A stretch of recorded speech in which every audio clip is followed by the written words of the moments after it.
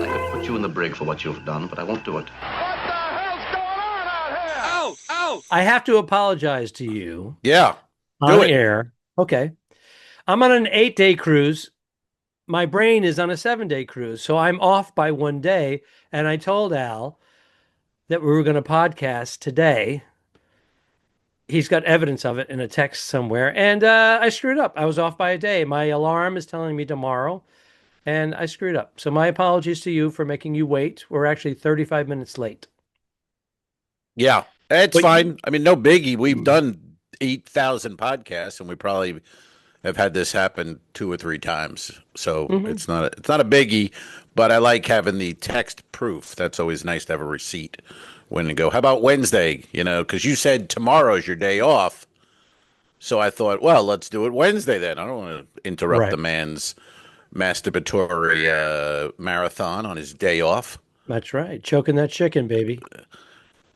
Where's that even come from, that expression? I don't know. I like bringing up the old expressions. Yeah, but you always wonder, where did it come from? Because choking a chicken was the way they killed it to eat, to slaughter it, I think, in the beginning when they choked them. Or did they just cut off their heads? I think it derived from the rubber chicken. Looks like kind of like a plucked rubber chicken looks like a penis, right? Oh, I didn't. All right. Yeah, I never thought of rubber chicken with that. That could be. I don't know. That makes more sense than choking. Yeah, I just wonder how someone went from that to meaning what it means. You know what I mean? Yeah. What are you, choking the chicken? It's like strangling the snake. That would be better. That would make more sense. What about beat the meat? Remember that one? Beat the meat. Oh yeah, Jesus Christ. That was beating off 6th grade. 6th grade. That was one of the early versions. Counting the salami. What are you beating your meat? Yeah. Yeah. There's a bunch of them. When I was in boot camp, if you were at the urinal more than like 40 seconds, because it's boot camp, it's the company commander would run in behind you and scream into your ear. So you're peeing or you're trying, but you're nervous. There's 100 guys lined up, and the best 4 years of Al Romas' life. A lot of pressure, and he would run up behind you and go, "You touch it more than no, you stand here more than 30 seconds, you're fucking playing with it. Go!" And it's like, oh my God, that's helpful.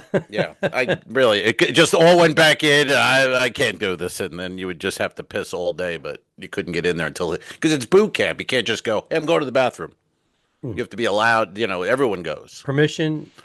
Hold it as long as they're trying to condition you. Right. They're trying to condition you for being under duress, emergencies, they're breaking and whatnot. You. They're breaking you. They're breaking your will. You're not a civilian. Turning into a robot. Yeah. Yeah, you're a civilian. You can go take a leak anytime you want. Here, we'll tell you when, and you're going to do it next to this guy. And you've seen those toilets, right, where you face each other. That's crazy. It's so gay. I don't know. I wasn't in boot camp. We know. We know. We know. I was in band camp. Yeah. I went to fat camp when he was in the... Remember the movie American Pie? The girl, the actress, her character said, "I went to band camp and I learned to play the flute with my pussy." And this one time at band camp, I stuck a flute in my pussy. And it just stops everything. No. You don't remember that line? I don't remember the movie. I got to put the clip up now. American Pie. And then they made a sequel. Oh yeah. It was a big hit. It was a big hit. I didn't think it was good, but I don't think I ever saw it. I just know the guy had sex with an apple pie or something, and they made 80 movies from it. It's like not something I went to see or know, but I never saw it. But I know what you're talking about. And that actress, Allison What's-Her-Face, went on to do several seasons of How I Met Your Mother. Oh. But that was a standout funny line and a shocker, and she has a whole career because of it. Nice. Yeah. Where's the guy who wrote it? How about his career? You know what I mean? Who I don't know who wrote it. Right. That's what I'm saying. Somebody wrote that line. Yeah, but didn't he make like $40 million on that or something? He had a sequel. I hope he did. Residuals. I don't know. I hope so. Let's look. Let's do a deep dive and find out. If you know, all right, mention it in the comments below. Comment on it, please. Hey, Hey, you know by what the I was way, in- oh, we haven't been doing our intro lately, and we've been kind of enjoying that. We usually say this is two L's, one pod. Blah, blah, blah, blah. We stopped doing that. We're just going right into it. So yeah. If you're here, you know who you are, or we are, and Mhm. we're here every Monday, every goddamn Monday. and Just like Friday, Well, Friday, yeah, classic. You might see us from a few years ago, but yeah. we haven't really changed. Hey, You're I was in messing with your Nassau do. the other day. I was at Nassau the other day. You know who You're I in saw? Nassau. You know who I saw? Who did you see in Nassau? Remember I, Orlando?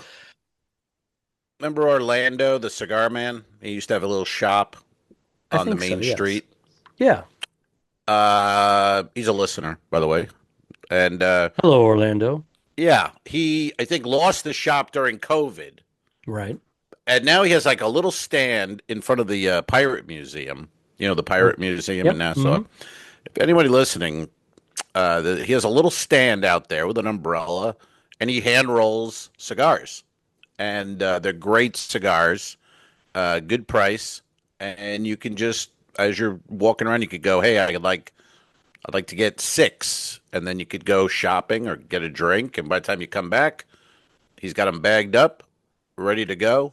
Really? And yeah, yeah. So I hadn't seen him in 4 or 5 years, and I walked up and I said, "Hey," and he goes, "Oh, Al." He knew me. He goes, "I follow you. I listened to your podcast," and I said, "Great," and gave me a little discount on the cigars.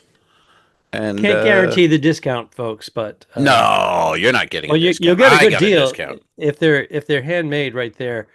Because if you go to Grey Cliff, they make them You out in the can't. back. They're super expensive. You can't. And I used to love that. That was a they used to go-to. be reasonable, but no more. That was a go-to for me. Great place, get away from everybody. Nobody goes there. It's empty and beautiful. You can't even get a hand rolled there for under $40. But you can get a hand job from a dude for $20. I mean, it's stupid. That place, Great Cliff, go fuck yourself.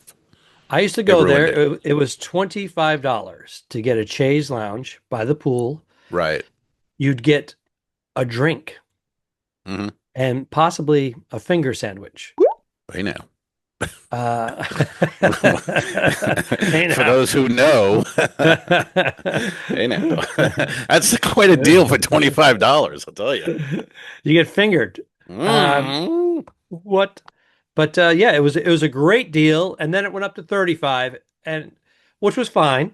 It was still a tremendous deal, and only a few people were doing it. And I Right, thought it was, that was- and then the hotel started doing it, and people, they stopped doing it. And I'm like, why did you stop? That was a nice little. I was starting to spread the word. I was telling everybody, hey, Well, you were a 25, super 35 spreader. bucks. You ruined it for everybody. They didn't want everyone to know about it. They wanted the extra money because it was I know. dead there during the Yeah. day.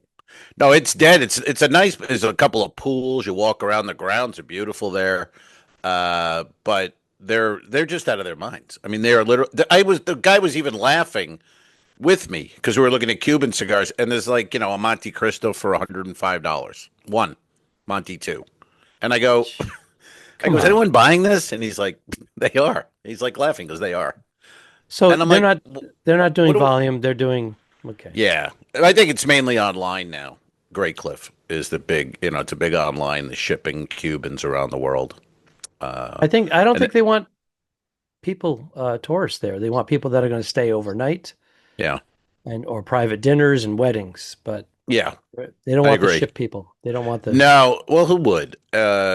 It's like when I was in Cuba and I went to that beautiful cigar lounge that my friend Dr. Emil recommended, and there was no one in there. And I was sitting there having a Siri 2, with Cuban rum and one person behind the counter. And I asked her $8. finally, yeah, I think it was $6. Yeah. It's the best thing in the world. Yeah. Mhm. And I go, how come no one is here? And she's like, we don't advertise. We don't want anyone to know. And I go, what do you mean? She goes, only hotel guests. We don't want people from the ship coming over. And I go, I get it. Because, they'll clean them out and they'll wreck it. And this way it's its own thing. So I guess Great Cliff's kind of like that. But, man, they are at a pricey place for Nassau, Bahama. Where Wasn't everything always else like is. that. No. Wasn't always like that. And then they have a Grey No. Cliff at the airport too, a lounge, Grey Cliff Lounge. Yeah, which is not bad if you get stuck at the Nassau, and it's outside. We have a nice outside area where you can have your cigar. That's where I went when I got off the 5-month COVID cruise. We got off in Nassau, and I had a cigar at the Nassau airport because my flight was a little delayed that day. After 5 months, I had a delayed flight. It's like, you're really fucking me here, guys. But hey, my glass table. Remember the glass table saga? It disappeared because it was cracked. It's been replaced in your cabin. Al is on a cruise ship right now. He's on the Utopia of the Seas, one of Royal Caribbean's finer ships. And he came into his room one day, his cabin, no table. And he's like, "Where's my table? Did you walk in and say, 'Where's my table?' Did you go, 'There's something different'?" Yes. I'm not that quick. I walked around going, what's different in this room? What is happening here? And Twilight Zone. it took a while. I'm not going to lie. It took about 3 hours. And then I was like, my fucking table's gone. So I ran out in the hallway naked and jumped on the maid. And now I have to go home tomorrow. I've been fired. Said, "My glass table is gone, and I just poured all my cocaine on the rug." That's exactly what I said. And there's a guy sitting outside my door right now. But I went up to her. I said, hey, am I missing a table? And then she's like, sorry, I broke it when I was cleaning it. And I brought it to the shop and they're fixing it. I said, okay. And then yesterday, I'm coming out of my room and she comes up to me laughing. And she's like, "You won't believe what happened." And I go, okay, what happened? She goes, "I brought the table back and it broke again." So I go, really? And she goes, "Yeah." And she's so sorry. Like, she's talking like it's a bed. I'm like, "I'm fine." I go, "I don't need it. Don't, just relax." She's like, "I'm so sorry." She goes, You should have the table, but it broke again. And I'm sorry. I'm like, I don't use it. I go, "It's fine. I don't even know it's missing. Fine." I mean, this woman really felt horrible. So I was like, Well, then, what do you get? It's a table. I don't give a shit. I suspected that they broke a table in another cabin. Well, you're a conspiracy man. I am. You always And I go thought that way. because they've done that. They pillage your cabin to give it to a passenger. I've had that happen. I came in, they switched my TV out and gave me a broken one. They took my table and chair out. I'm like, what the hell's going on here? And I got the hotel director involved, the cruise director, hotel director, and maintenance. And guess what? That has never happened again. Okay. My agent. You don't have an agent. I do. I got everybody on this and said unacceptable. And if they didn't ever want to use me again, then that was fine. And guess what? My calendar filled up with offers. Wow. So that's the way to do it, is what you're saying. I was just tired of it. Yeah. I was just not going to stand for it. It happened a few times, various things, and won't stand for that. No. On Carnival, they were known for swapping out TVs, and Carnival's, horrible. But they would, you'd go to your cabin as an entertainer, and you wouldn't have a TV because the cabin attendants would just take it, put it in their room, and it was always broken refrigerator, broken TV, that kind of thing. And then you had to complain and go through the thing, and it was a lot. So I did it. And by the way, Carnival, did you see online they now have, and this is so Carnival, I don't even know what this means. They've banned handheld fans. You cannot bring a handheld fan on the ship. A battery operated one? Battery operated. And I'm thinking, I've never even had one. Like a mini one? Yes. No. Why is that? Well, I did a deep search. Not really. I Googled it. And it seems I'm just saying, but these large African American women like to go to the club and they hold them, these handhelds, and they're drinking and they're getting caught into their hair and other people's hair. And it's like, okay. It doesn't have, now, large I've never white seen that. women? Large white women? Google search had African American. Oh. So maybe their hair is bigger, different. I don't know. Well, there are a lot of wigs, right? A lot of African women. No, African American women. They do. Yeah, it's a thing. It's a multi. Why do they do that? Because I see these clips where people drive by and pull the woman's wig off. Yes. While she's standing at the bus stop. It's just easier. And I laugh every time. But why is that a black thing and not a white thing as much with women? Alfred, I posed I this don't know. question to you. You're from No, Rhode and Island. I'm You're always white. worried about, oh, is this going to come across as racist? No, we're just talking facts. Once you said it was in Google, I'm like, all Yeah. right, then we could talk No, it about said it. African American women. That's a thing at the club. They always they go to the club. There's never a name. It's the club, and they bring handheld fans. And they get the bottle service. They pay the. Well, no, these are big fatties. They're not getting bottle service. Will you stop it with the big fatties? Well, no, they don't get bottle service. The big fatties. They just stand there and try to dance with each other because they don't have no dates. Now we're crossing over. I was worried about it being racist. Now we're crossing over relax, into you. fat Relax. shaming. So, all right. Yeah, shameful. But they don't. We're stating some. You ever see bottle service? I mean, you ever see 350-pound, pounder Tyler Perry in the booth sipping Cristal? No. Mm-mm. You see hose. That's Right, it. You're right. You see one dude with hose. Okay. Thank you. Hey, Thank you. all right, let's talk about your eyes because now we're like a month past post procedure. You had your Yeah. eyes Yeah, it's done, really right? good. Very happy with it. I'm going next Tuesday to see the doc one last time for a little, but a little bit of still like rough skin over there, a little bit on this, Right. but generally great. Improving Just waking. every few Yeah, days. by Yeah. the mid-afternoon they're really round. Right. Old right. round Oh, eye. good, because I'm considering something down the line here because my eyes are drooping quite a bit. I mean, boy, it's an easy procedure, and like I said, it's the recovery 2 weeks maybe, and then you're pretty good. And I would say, I would definitely recommend it if it's something you think you need. But it takes a little in the morning when you wake up. There's still a little. It takes like 1 o'clock, 2 o'clock. They really open up at this Blood point. It's a little flowing slow. and all that. Yeah. So you and my sister both are pleased with the procedure. It's similar, right? Was it similar? Yeah, yeah. Mhm. And she got married from it. I'm not going to get married from it, but I'm happily. Oh, in a Kelly is a relation. hardcore listener. Yeah. Well, she'd agree. She's like, I'm not getting married. That's what that bonds us. We both go, fuck that.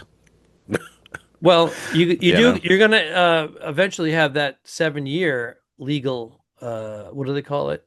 Legally married when you live together for 7 years or longer. What is it called? Oh, Common law marriage. common law. Yeah. Yeah. So that does come into I don't know what effect. that. I don't know that. Yeah. So if we break up, she could sue me or try to get something. There's a division. With my ex-fiance, we owned a house Ex-fiance. together. Yeah, we had 2 homes together. We had two families. We lived on Yeah. one, and the rest was Should have investment stayed with her. properties. You were doing better with her. 6 years. I'm saying, yeah, a couple properties. 6 years. Yeah. And it was like getting a divorce. Yeah. It was. What does she do now? Divvy, she owns an insurance company. She owns an insurance company? Yeah, a local. You fucked up. She's well off, yes. Oh, But psychologically, but she's not a happy person because I'm not in her cares? life. Who cares? I'm a happy person. No, I know Bernie's great. You're a lucky man. So If Yeah. Bernie had 4 or 5 mil in the you'd in be the a bank, luckier man. she Yeah. would have dumped me. No, that's true. That is, you got a point. You got a point. No, that's a good point. That's a good point. Neither of us would be in relationships if they were loaded. So yeah, solid take on that, Alfred. I'll take on that. So when do you head back to land, and for how long? Land Ho, Great Doors song, underrated. It's a deep cut. The Doors, Land Ho, great song. I go home Monday. Today, when this premieres, this episode, I'll be heading home, and we should plug. We have. I don't know. Do you want to tell who the guest, or just keep it hidden? But we have a legend on our next podcast. A legend of comedy. Yeah, we have a scheduled legend of comedy coming on the next podcast. He's confirmed. He's in. He's looking forward to it. Oh, good. He's been doing a lot of those online comedy clips telling stories about comedians of yesteryear. Some he knew and some he didn't, but he knows the stories. So he's heard Yeah. some of these legendary stories secondhand, but he's uh, uh, talking about them. And he has these 1 and 2 minute clips. They're And he does interesting. it live too. He's got a full show, the history of comedy. He does on stage. That's great. He Yeah. he is getting it mic'd now. There's a few episodes where he doesn't have a microphone and he's too far from the phone camera, I guess. And but He's now learning. he's got the mic. I can hear. Yeah. I hang on every word he says. Yeah. It's Yeah. funny, some of them, because I think I know a lot about comedy, but not according to him, because he'll come up with people. He's like, Lord Buckley was on stage in 1824. And you go, who the fuck is Lord Buckley? Then I'm doing a Google. Now I'm Googling Lord Buckley. And, but yeah, Rich Scheidner, and people remember. It's like one of those names where I think people might not just go, oh, Rich Scheidner, like you would Jay Leno. But in the 80s and early 90s into 90s, he was right there with all those guys. He was Al Bundy's best friend on Married with Children for a year. Did 30 Carson's Tonight shows. Right. He did a million Lettermans. He had that long bit, Canyon Man. Do you remember that? Where he Yep, was Canyon Canyon Man. Mhm. Huge. And if you went to a comedy club in the late 80s, early 90s, kind of when Al and I were starting or thinking of starting, but he was the headliner. He was one I of those saw him. Oh, you did? You saw him live? Play it again, Sam's. Barry Katz brought him in, and he was Special on event. fire. It was. Yeah. I'm sure they paid him a shitload of money to Yeah. come into that basement comedy club. It was packed, and it was I cool remember seeing that place. seeing this guy who had been on the Tonight Show and Letterman numerous times. All of a sudden, I don't even think I was opening up for him. I think I was just working at In another the- club, and all the comedians came over. Yeah, he's like a celebrity Sat in the comic. back, stood in the back, watching him. Yeah, watching him Yeah. work it. Mhm. Yeah, it was so cool. I was a fan and I would watch, and I always thought it was so cool. But I was in the Navy when I had an apartment in Norfolk, and I'd watch Letterman, and you'd see these guys, and they're like, "Yeah, this weekend I'll be in D.C. at Garvin's Comedy Club, and then I'll be over at Governor's," and I was like, "This is the life. I don't. How do you do this?" I remember just thinking, like, I don't know how you do it. I'm probably not going to do it, but I just thought it was the coolest thing, man. The guy's like 30 years old, and he's just doing comedy and having fun. And he was, I think he enjoyed himself in the 80s. I think he's I talked think he- about that. He had I some good think times. Maybe it will come up. I'm not going to ask Yeah, him. I think I will. He was also married to a pretty high profile comedian. Yes, at the who time. now is married to a woman. So, Right. yeah. Right. Oh, well. Well, That and he happens. did. At least he didn't turn into a woman, so that's a good thing. Yes, thank God. Not an attractive woman.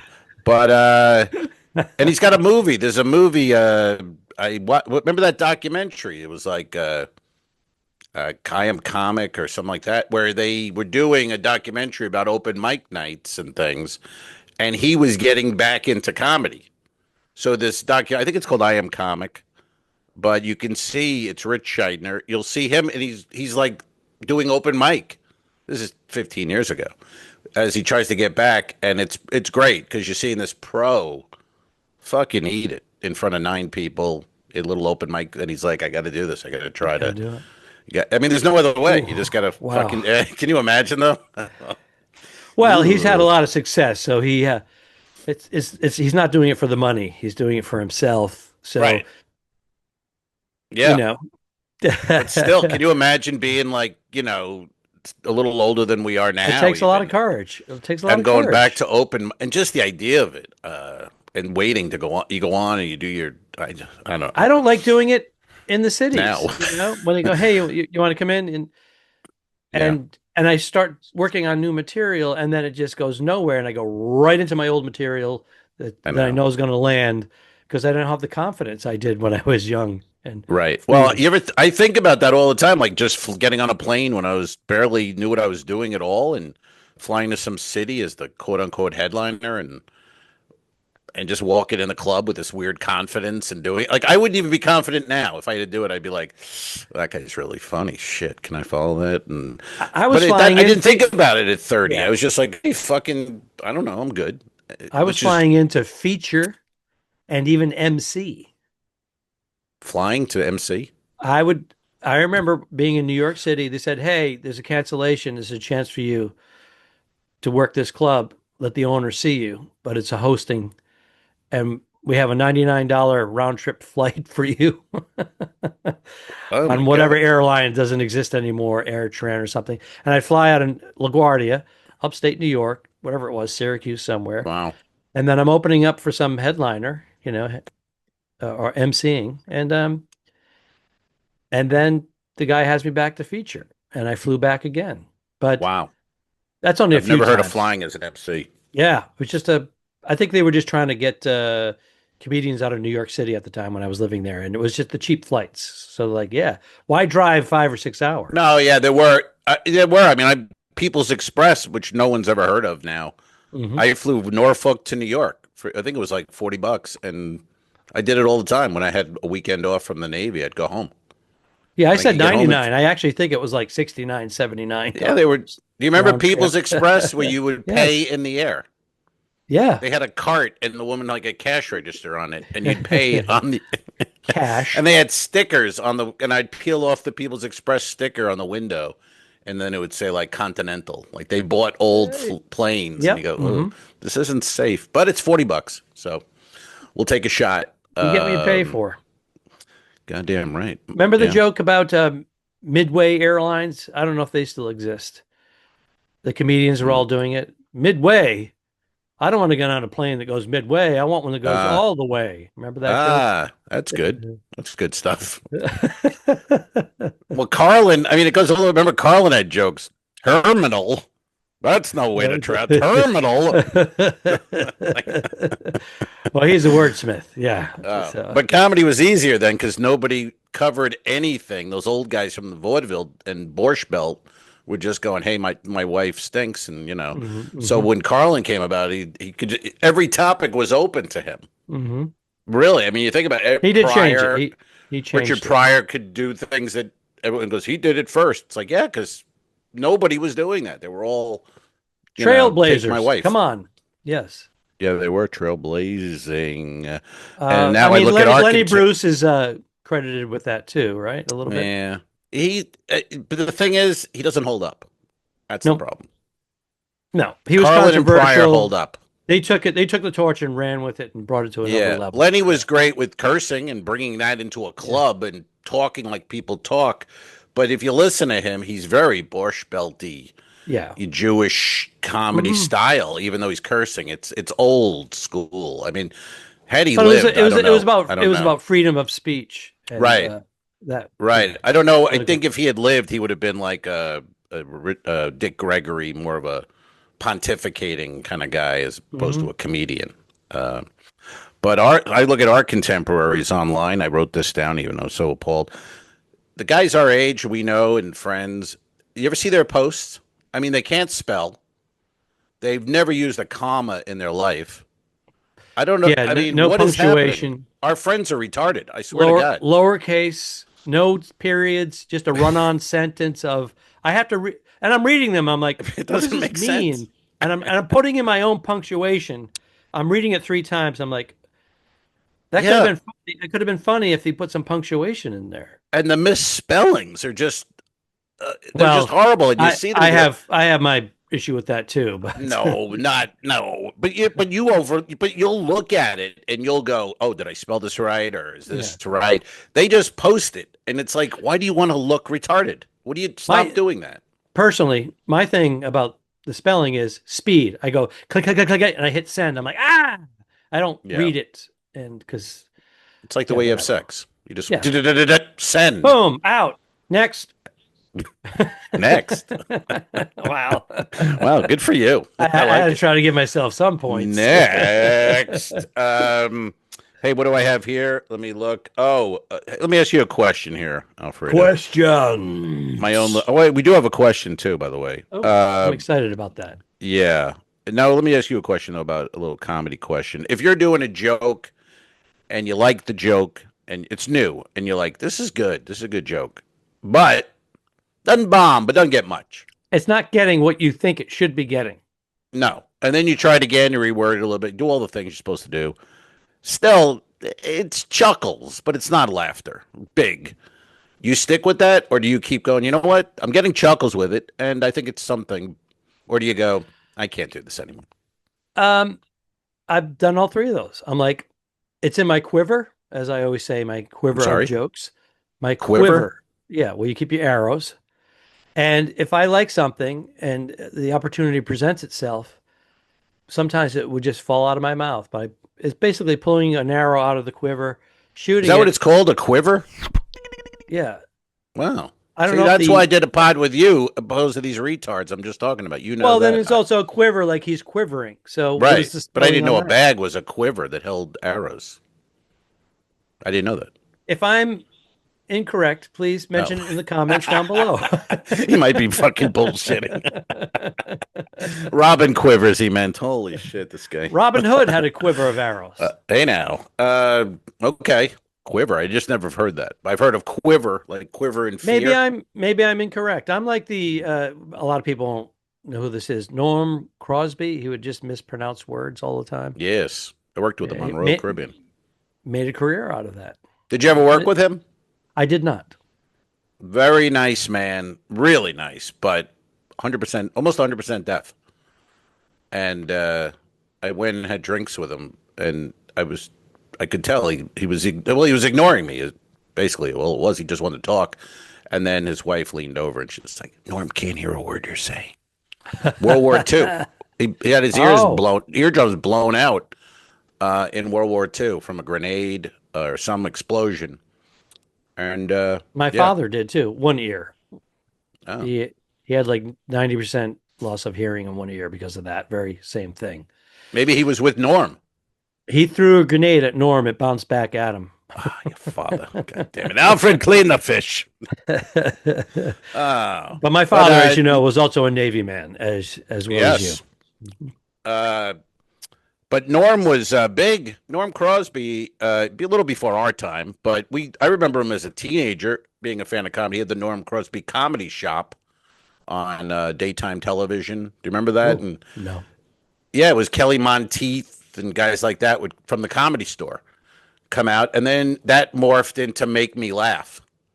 Oh, We'd have really? a contestant sit there, and then Kelly Monteith and Gallagher, guys like that would go up, and you get a minute to make the person laugh, and if they don't laugh, they win $300. And it was great. It wasn't great. You look back, probably sucked, but I loved it at the time. And I used to talk to Kelly about it all the time. He would give me a lot of funny stories. Kelly Monteith, one of the greats. The late Kelly Monteith. Yeah, he would be a great podcast if he could come back from the dead. Make Me Laugh was rebooted. I don't know if it was at MTV or Comedy Central. What do you remember? It was rebooted in the 90s. So when they were working on the pilot, I was in Los Angeles at the time, and Pat Nichols, was it Pat Nichols? Remember Buckles. her? Buckles. Pat Buckles. She was involved in gathering the talent for it. So you would have been good on that. You're cool with the sound. Yeah, I was with I could see it. I was with Jonathan Catt, someone else. It was like a pilot. They were making like 3 pilots. Yeah. As test runs. So we had a live audience, a paid audience, right, and whatnot. So I go up 3 times to make a contestant laugh. Yeah. I make everybody laugh within like 10 seconds. Mm. I shoot the pilot. Mm-hmm. They pay me a little bit of money. Never got asked back. This showbiz in a nutshell. They brought for in you, folks. I was a nobody, and they brought in. I'm still a nobody, but they brought in all the comedians that were hot, and then they had them on 2 and 3 times. But I remember doing the pilot with Jonathan Katz, and of course Jonathan Katz, who's not good for that though. I mean, Katz is funny as shit. His jokes. Katz walked up when he did the show. He'd walk up to the contestant, and we have Jonathan Katz trying to make them laugh. So he walks up, stares at them, and says, "You go first." And they fucking howled. All right. It's subtlety in the moment. I would Oh, have he's picked Al subtle. Ducharme. I would have picked Al Ducharme for that particular show over I Jonathan would Katz. too. Oh, Jonathan but you, Katz was on a little. He had Tonight Show appearances and yeah, I mean, whatnot. you're not good for much, but a show like that, you'd be perfect for. You know what I mean? You walk Yeah, up you're and good for nothing. No, you he's got not. He's funny good for noises something. and He's not fart good for noise much. and little Star Wars, and Hey, it's you're my laughing. forte. I've been 40 years. I'm eking out some I'm sort of. saying it. It's a compliment, you bastard. I'm saying it. I went from eating spaghetti 4 days a week in the early Mhm. days to now I can have meatballs. Yeah, really is a success story that should be We got a documented clip! in the. Oh, please. What else do we have here? Hey, we have a. So anyway, no. Well, let's get back. So would you stay with the joke? You took that off Oh. the road here. Would you stay with it, or would you go? I think it's funny, but you know what? Because I'm talking about, say your act is at an 8 all the time. It's always an 8. This joke is a 4 at best. But with a hot crowd, it's a 6. But it's pretty much a 4. You staying with that, or do you go? Because I do it because I want it's new, and I'm like I gotta have new shit, but it's just not there. Again, I'm going to go in the different categories. Some of them I completely go, that's never going to work. I've tried it now 10 times. It just doesn't go. And then there's other ones. It's like, hey, it's hitting a 4 and then occasionally a 6 or even a 7. I put that in my quiver. But when it looks like I'm doing it off the cuff, it's funnier. It is. What is that? If I do it planned, like I'm doing this joke tonight because I know it's Yep. there. And all of a sudden, almost a flat line. I'm like, motherfucker. The other night we did a show. I'm on Utopia, and the other guy he was doing crowd work, and the guy in the front was a pilot, and they were blah blah blah. And I like to open that show with this joke about being on a plane using the bathroom. But I came out and go, "Oh, you're a pilot. What airline?" And he goes, "Southwest." And I go, "I was on Southwest." And just by saying I was on Southwest and him being a pilot and doing that joke, It's 10 all times organic. more response. It's 10 all times more organic. response. Yeah. There's- Amazing. You're in the moment. This is coming out of you for the first time as far as they're Right. concerned. Yeah, And, yeah. and all of a sudden, wow, Yeah. this guy's amazing. Yeah, and the rest of the set goes that way because you've come out and been funny instantly. It's why like the old guys all say they get mad when they watch young comics going like, "How you doing? What's going on tonight?" And they're like, "That's time you're wasting. You have to come out with a big joke, and then the crowd loves you and they know you're funny." You know, and it's like, well, that was at that time that was the thinking. It doesn't work that way anymore. But I understand what they meant by that because if you do open with really a killer line but I've never had an opening bit. I've never had that line that just, you know what I mean? Where some guys come out, they always have that same fucking great opening line, and they're in. I've never had that. I'm backstage going, I don't even know what I'm going to say to open. Yeah, I'm working with Dan Wilson. Very funny. Great. He's got Great got Dan. couple of standard lines that he just does. He gets the laugh and moves on. But Opening there's different- lines or just Yeah, you know what he does? A great little trick, which I've seen variations. I have my own variation of it, and I think every comic should, because we alternate opening and closing. It's only 2 acts on these cruise ships with the comedy club.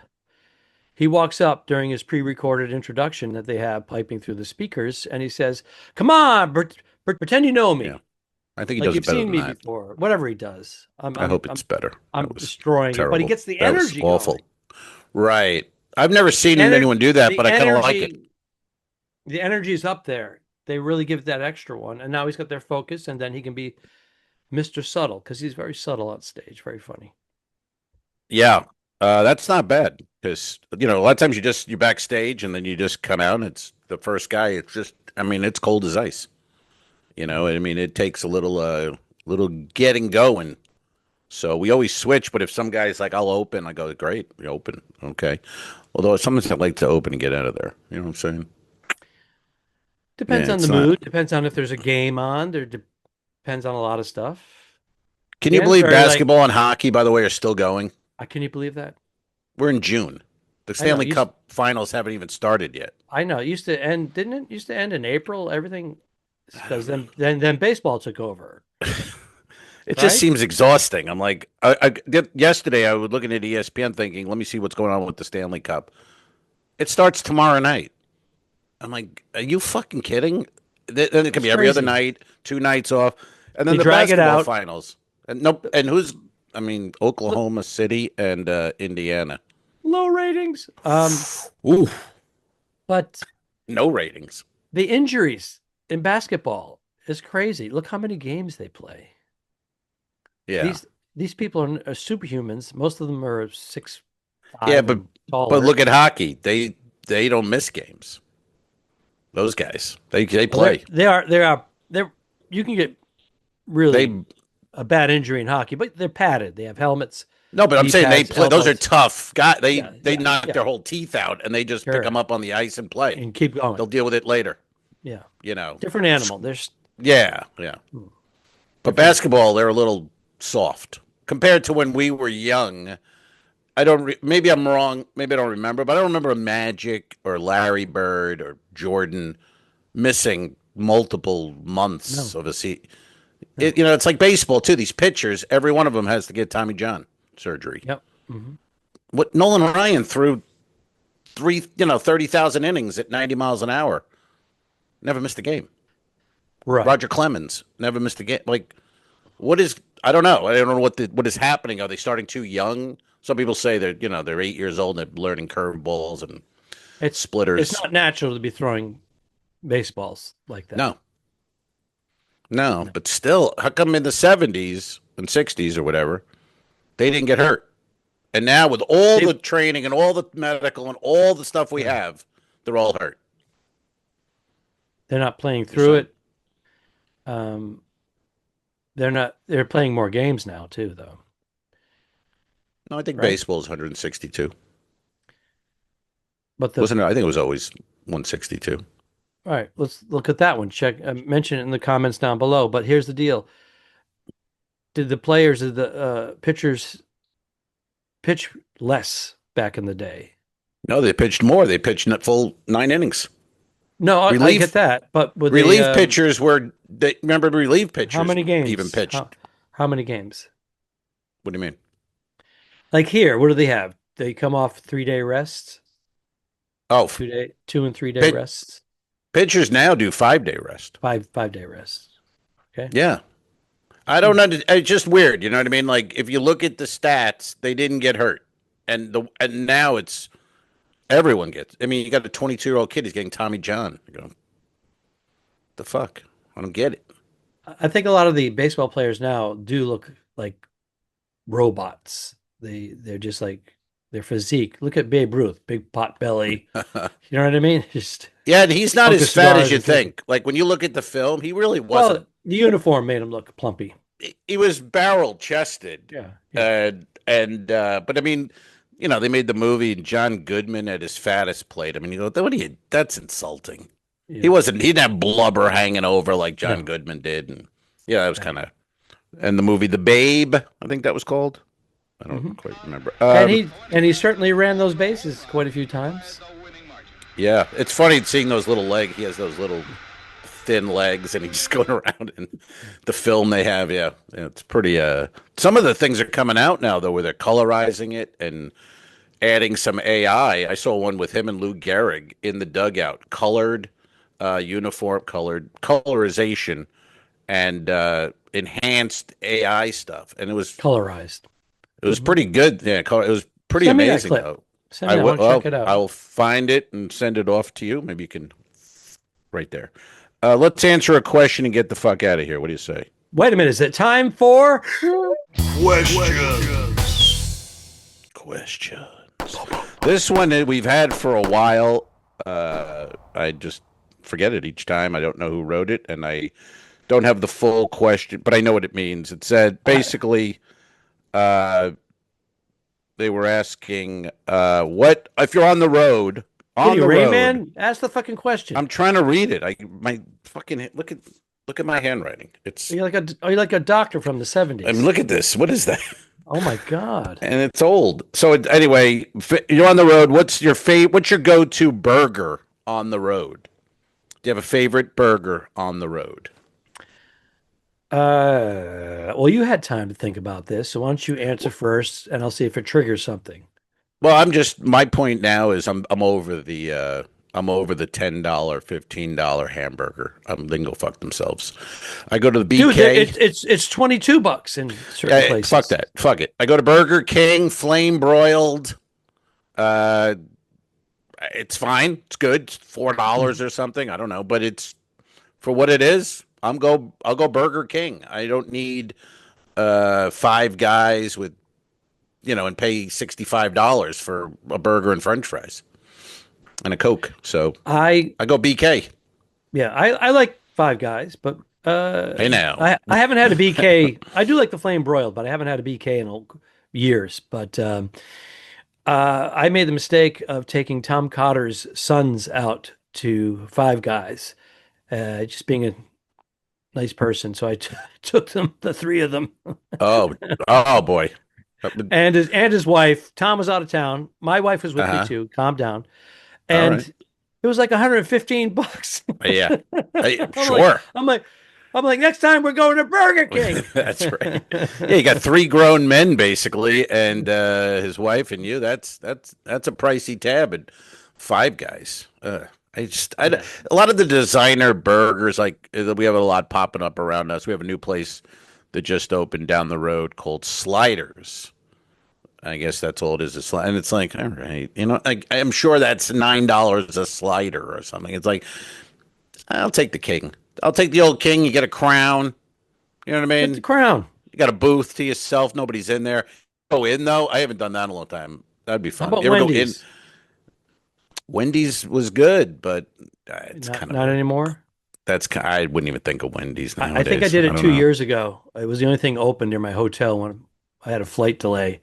Yeah, and it was like adjacent. So I walked across. It was kind of a seedy area, and the people in there are like, it's not seedy it's area, sad. and it's the only thing open. It's sad, but at the same time, I'm like, I think I got to take this to go and just like scurry back to my hotel. Yeah, it was one of those examples of the owner, Dave Thomas, the CEO, when he died.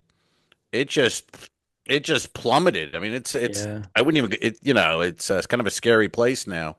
But yeah, I mean, but have you been in one? Like, can you imagine been in a McDonald's, Burger King type thing and eaten in the place in 10 years? Can you imagine sitting down at a booth in probably nobody in there? I did it in Nassau, which you're familiar with. It's just down from the Dunkin' Donuts that you keep going to. It's a big one, right? And upstairs. I was with Rick DeLee, and he goes, "This is the best deal in town if you want to switch it up from the ship.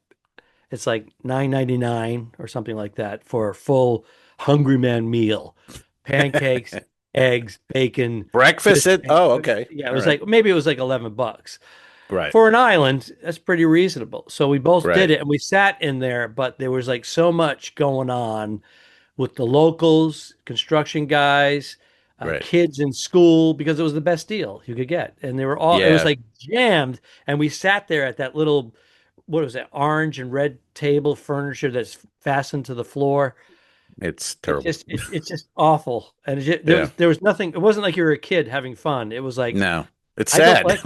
It's You're sad. grown men. You're grown men in a McDonald's. I'm not enjoying this. No. What? Yeah, a lot of questions come in. What did I do with my life?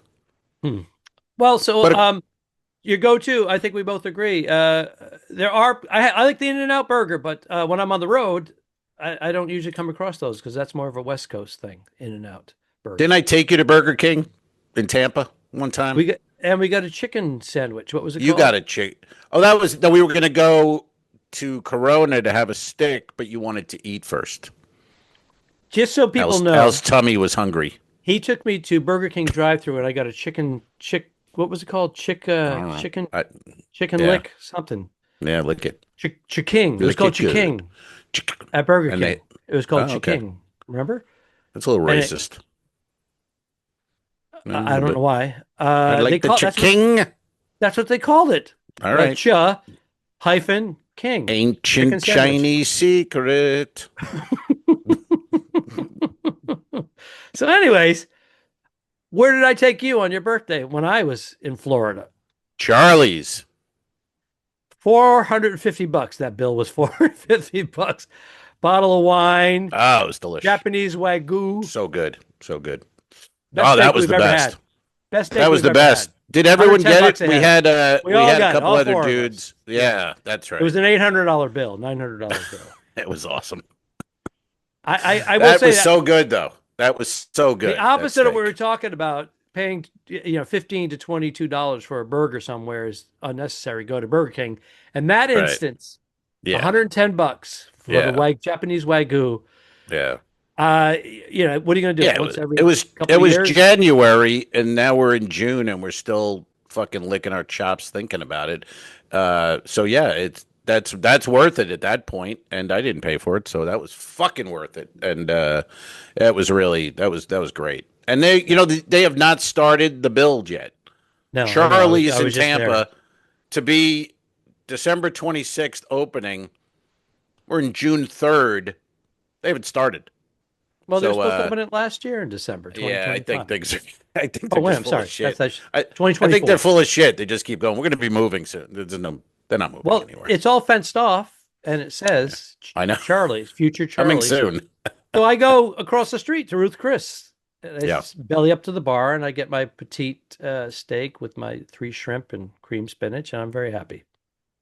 Yeah, we went with John Shipman and Katie and Kelly and I, and it was great. I mean, I like Ruth's Chris. Some people, I don't know why. Some steak people I know are like, the hot plate. It's a little, they think it's like a little corny. Like, oh, bullshit. I'm like, what are you talking? It's great. I mean, Charlie's is a little better, but Ruth's Chris does a great job.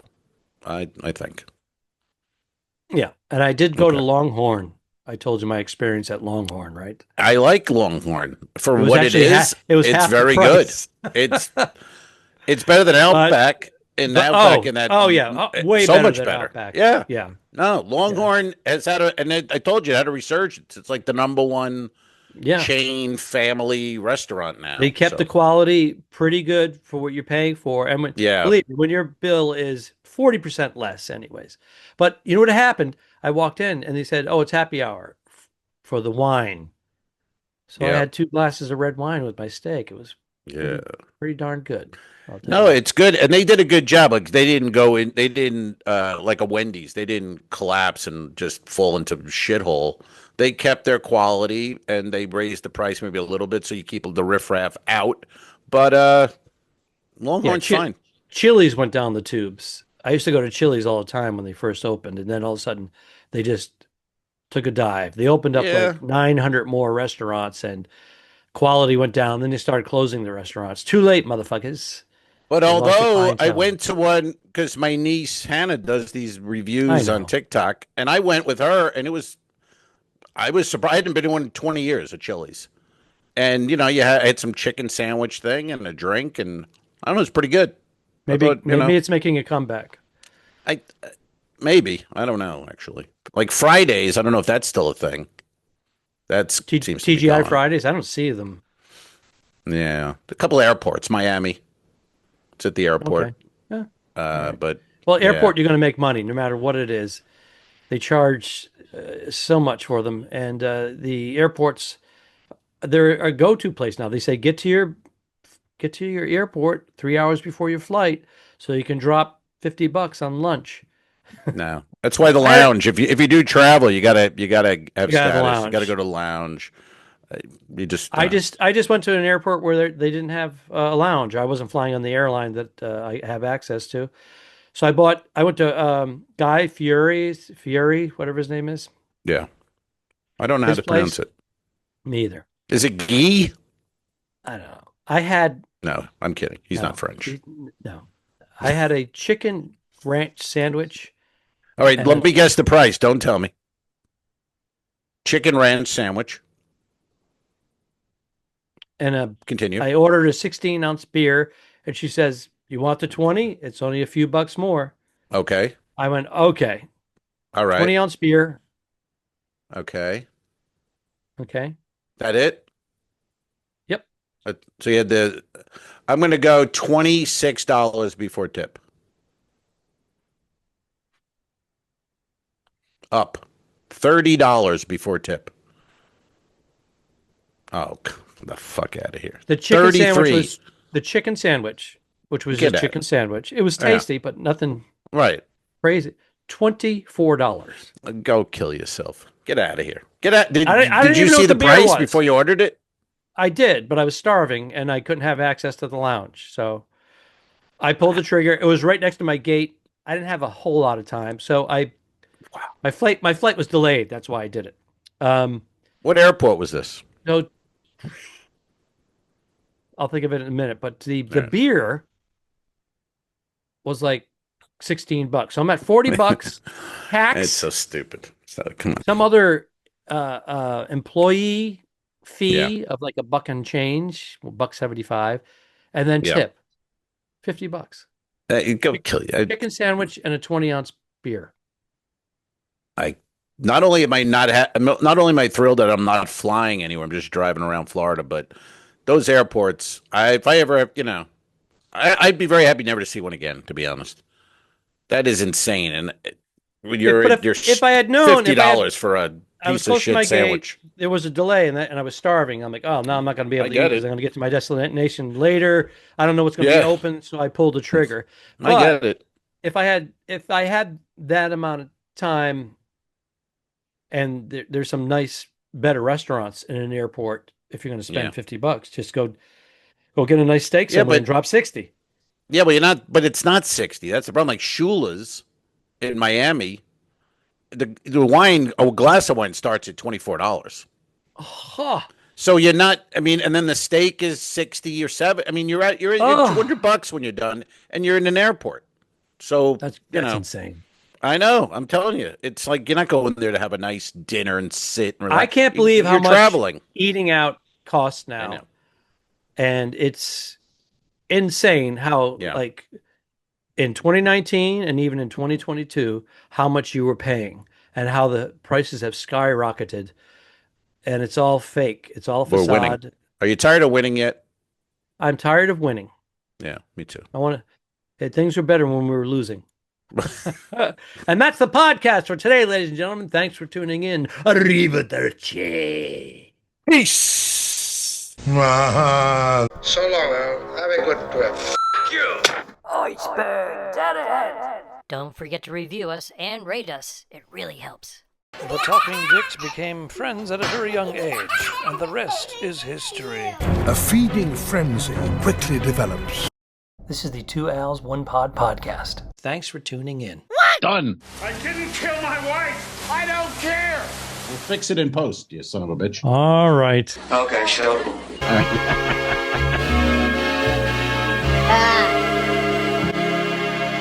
Subscribe. Mary. This was a horrible mistake. Patreon.com/2Al's1Pod. If you shoot me, you won't see a cent of that money. Why? I think it ends on that. That's beautiful.